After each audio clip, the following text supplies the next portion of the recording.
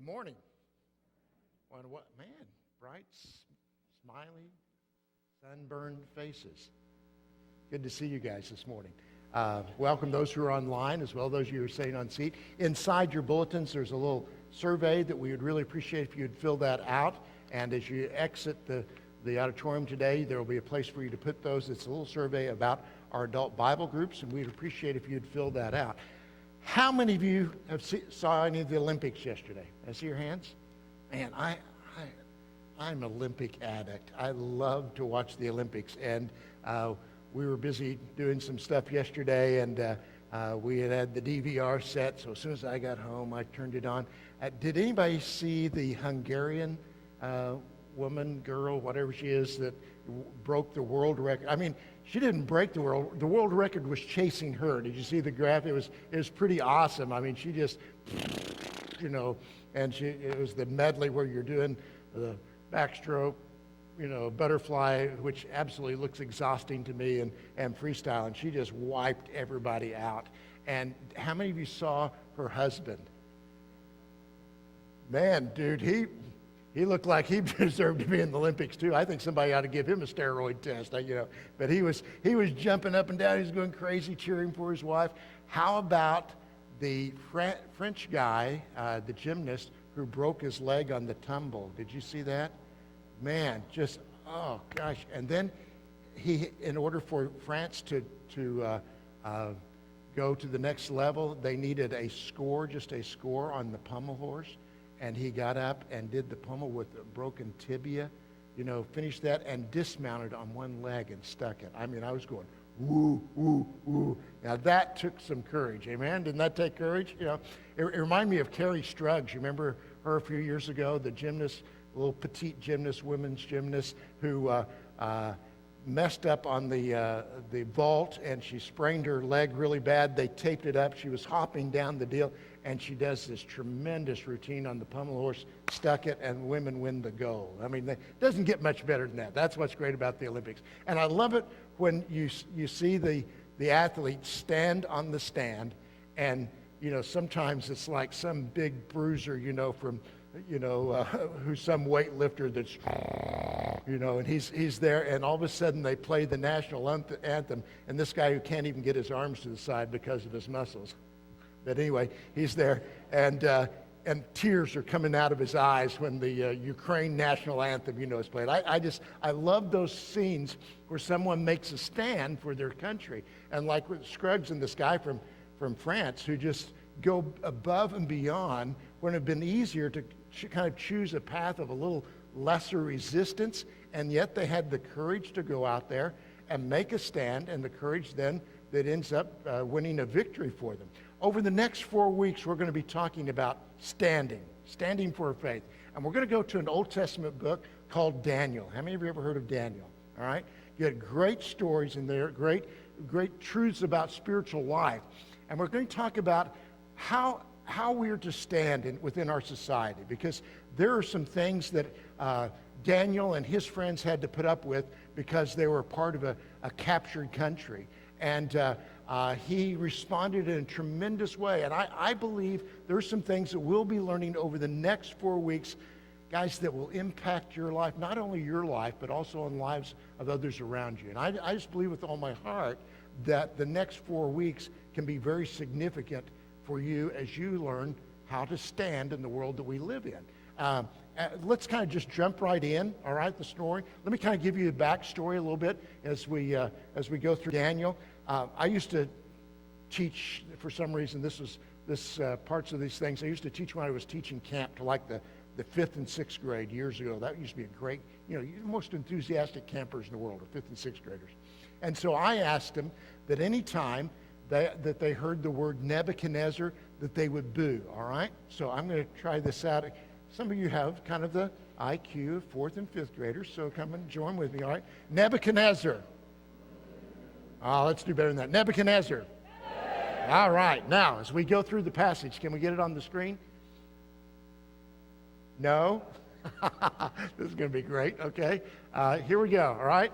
So here's Daniel chapter 1. It says, verse 1 says, "In the 3rd year of the reign of Jehoiakim, king of Judah, Nebuchadnezzar, king of Babylon, came to Jerusalem and besieged it. Now, we hear that phrase, and if we were looking on the screen, we would read through that phrase real quick.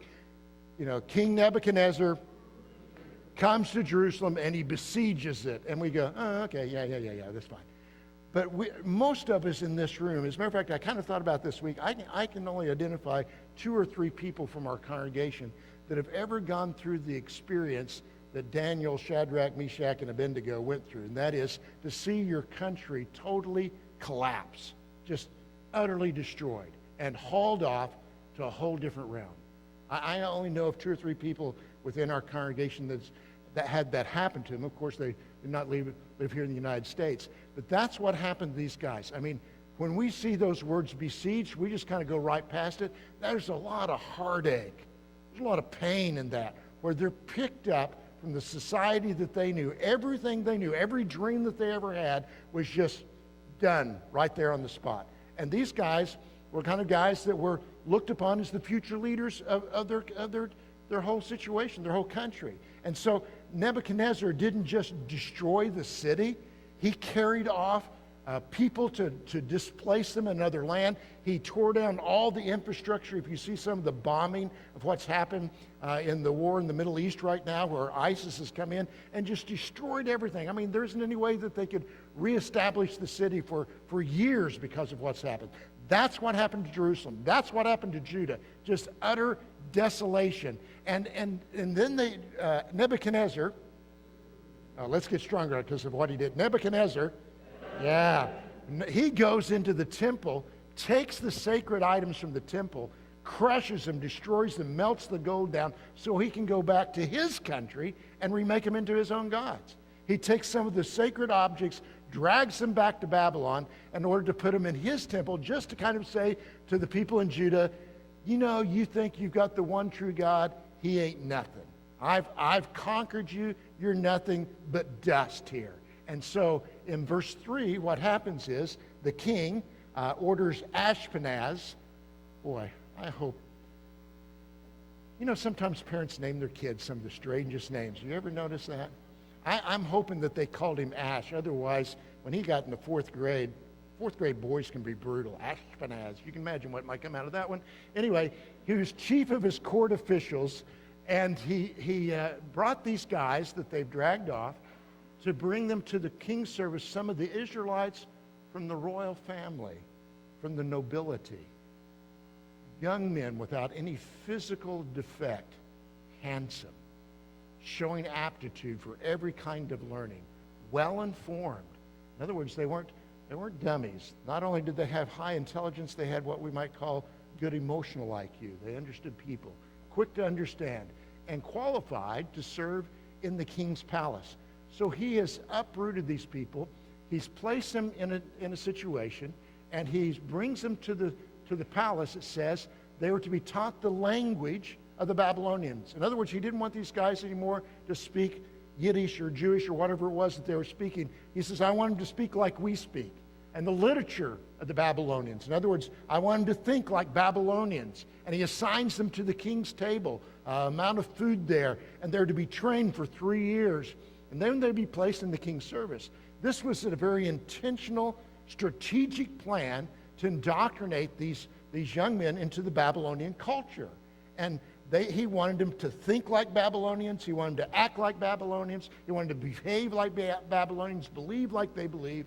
And basically, Nebuchadnezzar just wanted to destroy the culture of Judah. I think that really mirrors much of the strategy of our spiritual enemy, Satan, the Prince of Darkness. He wants followers of Jesus Christ to think like he thinks, to believe like he believes. And he lures, he entices, he deceives, he lies people away from God's best and wants us to live a life of a lower standard. And so that's what Nebuchadnezzar, getting weak on your booze, his strategy kind of mirrored Satan. And I see that happening so much within our society today. If you're a follower of Jesus, your ideas are not welcome in the marketplace anymore. If you're a follower of Jesus, right now your character is more than likely going to be assailed. One of our presidential candidates stated just recently that Christians are just going to have to learn. They can't keep some of those old values that they've had, values about life, that life matters from the womb up, values about our belief in God. And they just said, you're going to have to get over that. That's a pressure. And we have enjoyed for many years, at least in this country, not so necessarily across the world, a kind of protection about our beliefs, and it's been easy, somewhat easy to stand. I wouldn't say it's really easy, but it's been easier to stand. This is no longer going to be true. And Daniel and his friends experienced it in a far worse degree, and I think we can learn some things about that from him. Now, here's what happens. Among these guys that were carried away, some were from Judah. I want you to notice their names. This is their Hebrew names. Daniel, notice it, Daniel, Hananiah, Mishael, and Azariah. Notice the endings of each of their names. El, which is another word for God, El. Hananiah is the ending for Yahweh. Mishael is the ending for of El, which is the name for God. And Azariah of Yahweh. So every one of these guys in their names refers to something about who they believe in, what they stand for, all right? And so what Nebuchadnezzar and his chief official, Ash, is going to do is give them new names. To Daniel, he gave the name Belshazzar. Well, that doesn't do much for me. Hananiah gave Shadrach, Mishael, Meshach, and Azariah Abednego, all right? Changed their names. He wanted to emphasize to them once again, your whole belief system is crushed. You know, there's nothing for you to live for anymore but to live for how I have conquered you, and you need to serve me. Now, all of these guys have, everything that they've held dear has been taken away from them. Their dreams just crushed. When they were growing up, they envisioned life in a totally different way than what they're experiencing right now. They believed that they were going to be kind of nobility. Most of them had been from noble families. They were going to live in an enviable house, you know. They were going to have occupy a prominent place in the temple. Whatever field they went into, they were going to be the leaders of that. But life didn't go that way. And for these three guys, the relationships that they cherished, most of them were gone. They're going to have to speak a foreign language. And their names are changed. You know, the new names all are going to say, you have a new king now. Give yourself to me. Allow Babylon to define your identity. So what's going to happen when you and I end up in Babylon? What do we do when we find ourselves in a situation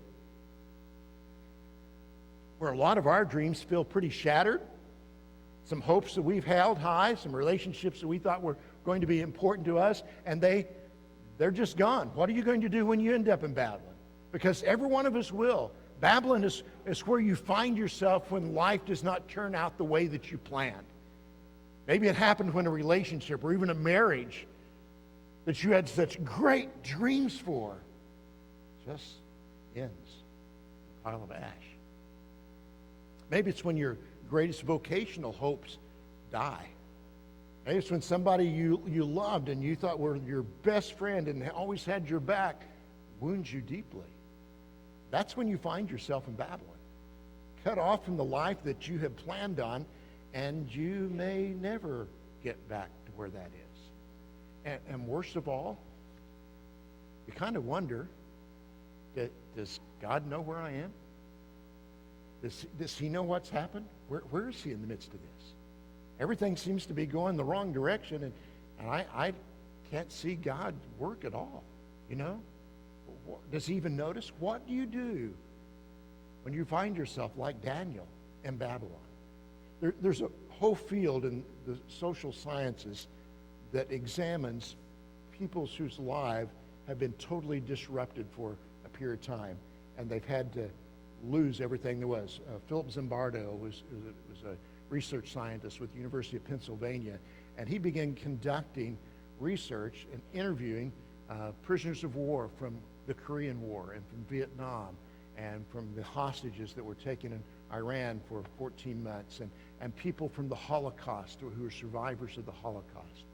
And he kind of compiled a list of some characteristics that these people who in the midst of prison camp, he especially found this within a lot of the Holocaust survivors. There were some who just gave up and wanted to die. They embraced the gas chamber just to escape and get gone.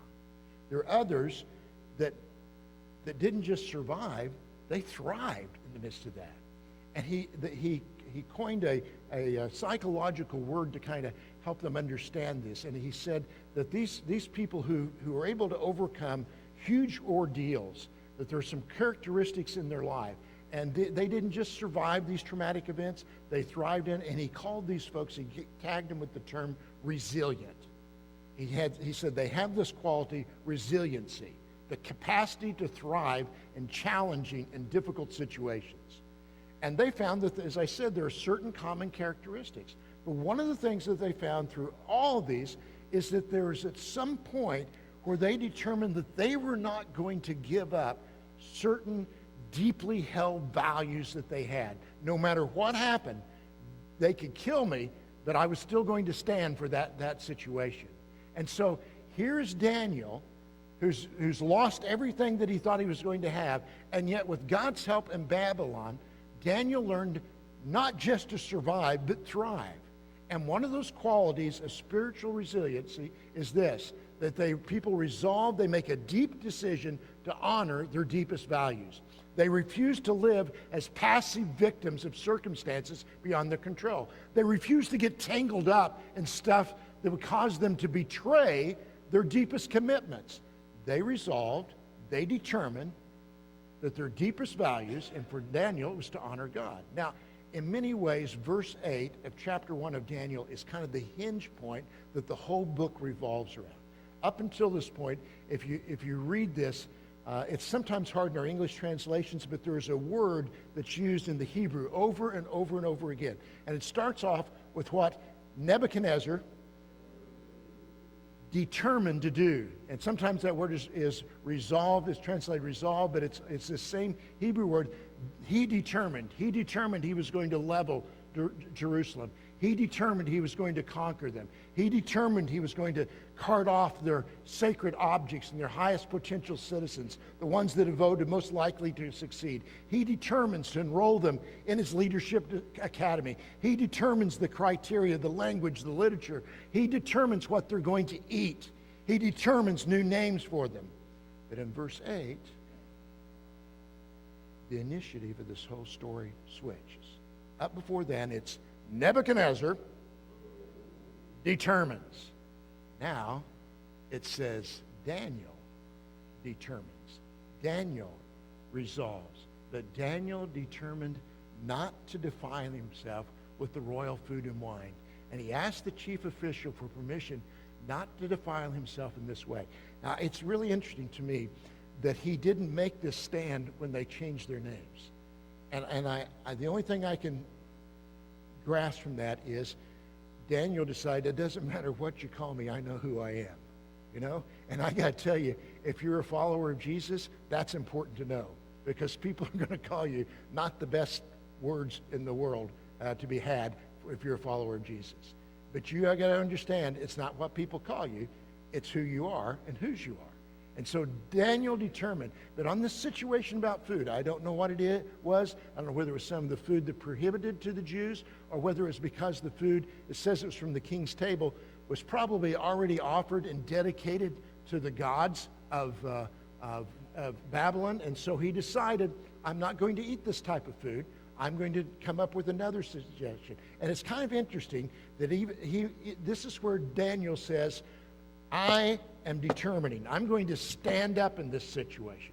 And he takes action, and it's kind of interesting because he goes to the dean of the school, goes to the court official, Ash, and he says, let's talk about the menu here. Not clear why As I said, Daniel needed to draw the line, but he says, let's talk about the menu. Can we change the menu? Now, you got to understand, Nebuchadnezzar,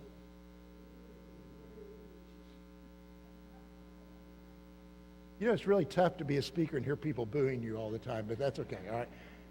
Nebuchadnezzar, I figured you'd get stronger after that one. He was not exactly a leader that you defied, all right? In 2 Kings 25, the king before Jehoiakim, a guy by the name of Zedekiah in Judah, tried to stage a little rebellion. He'd been paying tribute to Babylon to keep them away from there. And so he decided, I'm going to rebel against him. Nebuchadnezzar comes down himself with it. I don't know who that was, but I'm hiring you on this one. All right? He came down and he himself, and he supervised the whole thing, and he takes Zedekiah's sons and puts him in front of them, kills his sons, and then puts out his eyes. So the last thing Zedekiah sees is his sons being killed. So this guy is not a guy to be trifled with. You know, some of you, how many of you think you have a tough boss? If you're on staff here, don't raise your hand. But okay, how many of you think you have a tough boss? You go, I'm not standing out on this one, buddy. All right, you may say, I'm kind of afraid of my boss. He could terminate you. Well, Nebi,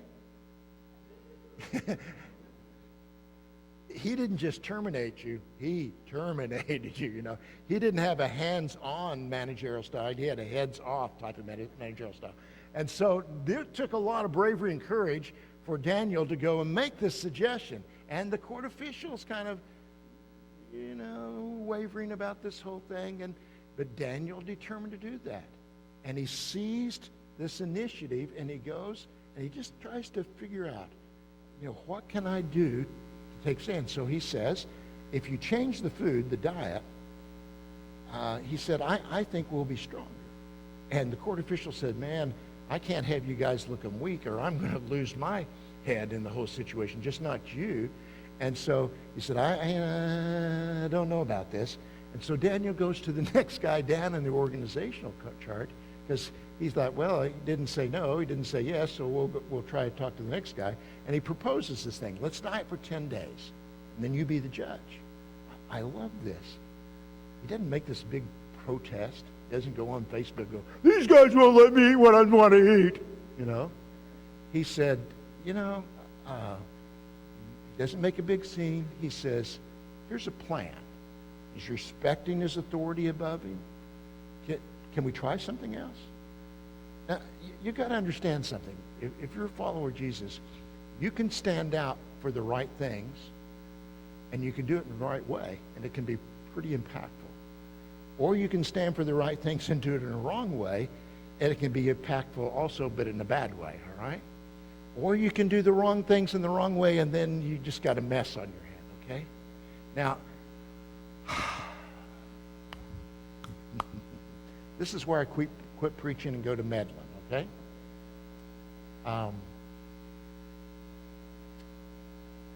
There are people, and you do things with them all the time. But there are people who are Christians who are standing out for the wrong things in the wrong way all the time. There's Facebook Bible police. You know what I'm saying if you're on Facebook? Anytime somebody says something, they're stabbing with this word. Well, the Bible says da da da da da da da da da. And they quote scripture, and it's out of context. And they're rude, and they're angry, and their words are offensive. They just got the spiritual gift of being annoying, obnoxious. But we're going to stand for the right things in the right way, at the right time, the right reason. And to do that, you got to listen for God's wisdom in the situation. God, is this worth taking a stand for? Or is this something that's just not that big of a deal? For Daniel, you could change his name. But the food issue stood for the God that he served. And so Daniel exercises this amazing initiative and courage and faith that he knows that God's going to work. God does. In fact, if you go down in the text in verse 16, the guard is so impressed by how Daniel and his 4 friends look after 10 days that he takes everybody off the Atkins diet and he puts them on the Daniel diet, all right? And Daniel stands out, all right? Friends, this only happens because everything looked like it was lost. Daniel was up against some very powerful forces, and Daniel resolved in his heart, he determined that he was not going to give up his deepest values. He would honor God. Now think about that. Had they compromised, had Daniel and his friends not had the courage to stand out, you have never heard of the phrase Daniel in the lion's den. How many of you ever heard that? Wouldn't be in our vocabulary if they hadn't decided to take a stand. Who has ever heard of Shadrach, Meshach, and Abednego in the furnace fire? We're going to talk about that next week. Never would have heard about that story had they not taken a stand.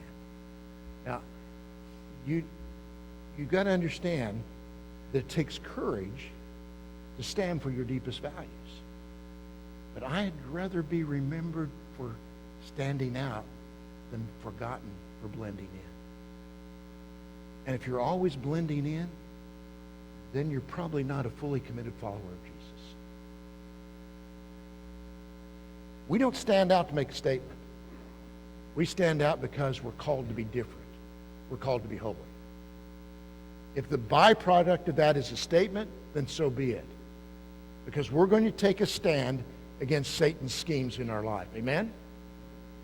We're going to put on the full armor of God, and we'll pay attention to the Spirit of God, and we will take our stand against the enemy's attacks. We will stand. But we'll stand with wisdom. Why are we going to stand? Jesus stood for me. He stood for you. He died for us. And he's called us to not be conformed to the patterns of this world, but to be transformed by the renewing of our minds, that we may be able to test and approve what his will is, what his good, pleasing, and perfect will is. Friends, you cannot be in this society anymore a part-time, casual, cultural Christian. You're going to have to take a stand, or you will have no victory.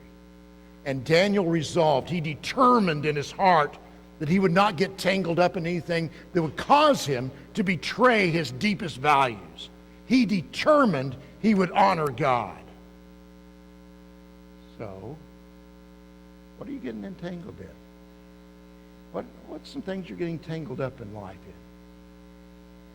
in? Is there a situation where you need to determine your deepest values and is determined and resolved to keep them? Old story. Some of you have probably heard it. It still fits. Guy, big Harley, at a light. He had the do-rag on, you know. His hair tied back. Had the leather jacket, the chaps. His shirt had skull and crossbones on it. Back of his jacket, Hell's Angels. And he's standing on this big Harley at stoplight. Boom, boom, boom, boom, boom, boom. You know, that rumble. Don't you love the rumble of a big motorcycle? Who says amen to that one? Amen, amen. Okay, a little religious fervor there. As he's sitting there at the stoplight, this older gentleman who's got a cardigan on, looks like Mr. Rogers, has suspenders on, glasses, comes up in a little green moped, ding, ding, ding, ding, ding, ding, ding, ding, ding, right beside him. And so he's parked beside him or standing behind the light, next lane, ding, ding, ding, ding, ding, boom, boom, boom, boom, boom. And the old man goes, good bike. And with disdain, the biker goes, yeah, that's not even a bike. And he said, can I get a better look? And so he leans down over his bike to get a better look at the Harley. And about that time, the light changed, and the biker just guns his bike, and bam, within seconds, he's hitting over 100 miles an hour. Just takes off, rips down the road. And he's looking at his rearview mirror, came to see the green moped in the background. And as he looks back, all of a sudden, he sees this thing coming at him in the distance and just passes him. And he goes, how in the world? I'm going 199. How can that thing pass me? Passes him, comes back at him from the other direction. And he's looking at this thing as it goes past this. He realizes it's the guy on the green moped. He can't believe it. And so he sees it's gaining on him again, and so he tries to rev it up, can't, and the green moped smashes in the back of that Harley, just lays it to waste, and they're both on the pavement, smoke everywhere.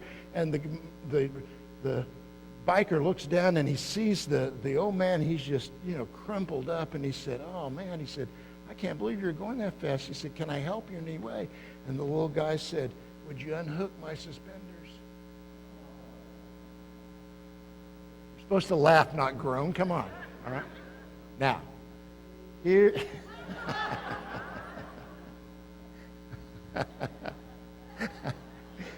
takes courage to stand here and tell these kinds of stories before you, let me tell you. All right, here's the issue. We would never think at times of getting entangled in situations in our life, but we'll look a little closer to see what it's all about. We'll play around the boundaries. And playing around the boundaries, somehow we get hooked in something. So what are you getting entangled up with in your life? Is there a situation that you've hooked your suspenders to anything dangerous? The world around us is littered with mangled lives of men and women who never intended to get hooked. I had 5 different conversations this week. They all resolved around the same thing.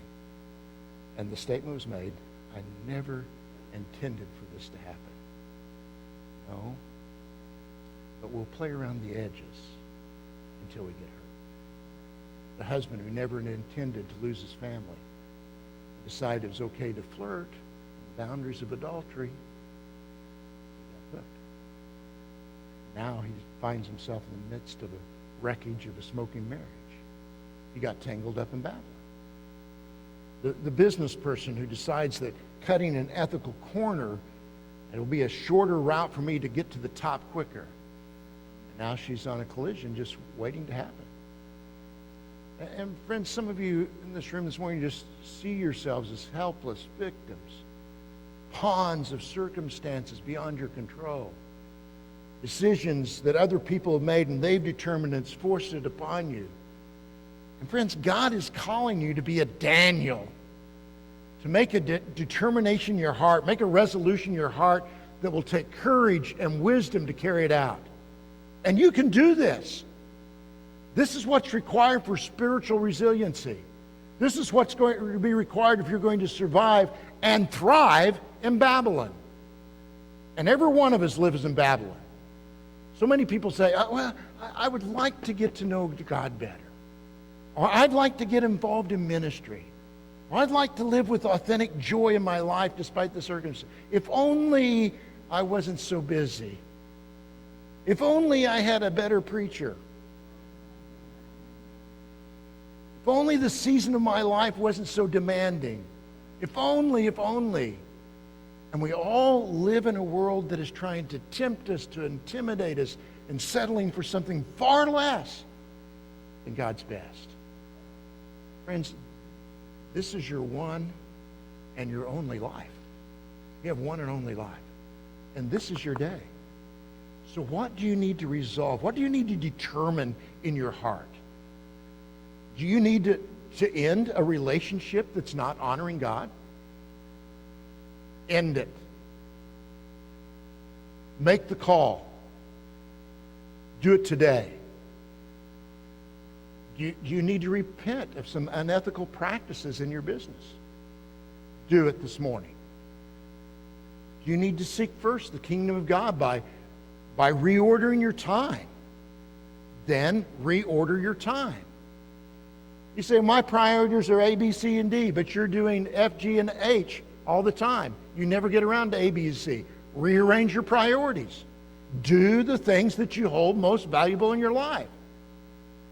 Some of you need healing in your life. You see yourself as a victim, and you need some healing. Then stop playing the part of the victim and begin to pursue healing, and do it now. You've hooked your suspenders to the wrong thing, and you're feeling the pain this morning. Resolve this afternoon, I will honor God. I will not hand this one and only life over to something that doesn't honor God. I will honor God with it. God has given me this life, and no power in Babylon, not any person, not any relationship, not any job, not any boss, not any habit, not any force, not any schedule. I will resolve to disentangle myself, and I will honor God. Would you just bow your heads for just a moment? I think we need to just kind of stop and do some praying. Father, I am so thankful that you have left record of these gold medal winners of faith. They're sprinkled throughout the Bible. Not perfect people, but people who learn to be resilient. People who choose to honor the deepest values of their life. Father, would you lead us in this room to live in such a way that our lives would bring you glory? And God, if it means being different, if it means being mocked, so be it. We will stand. God, we want to do what you have called us to do, to be different in a way that honors you. Be transformed by your presence and by your Spirit, that our lives would honor you. Just keep your heads bowed for just a second. I want you to ask yourself some questions. Probably the first one is this: is there any entanglement in your life that you need to get disentangled from? Just be still. See what God brings to your conscience.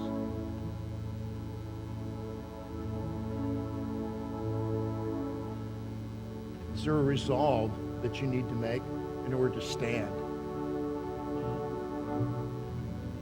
Make that right now. Perhaps it's a spiritual decision. You're not following Christ. You may have a head knowledge, but you don't have any heart. You may be cultural Christian. Friends, if today you need his grace, if you need him to be the leader and forgiver of your life, it may be the time for you to say, I'm willing to stand. I don't care what anybody else says. I don't care what the person I'm with thinks. I don't care what strangers think. I need his grace. I need his healing. If that's true, would you just say this right now to God? By faith today, I call on Jesus to save me. I'm willing to stand down. I'm surrendering my life to you.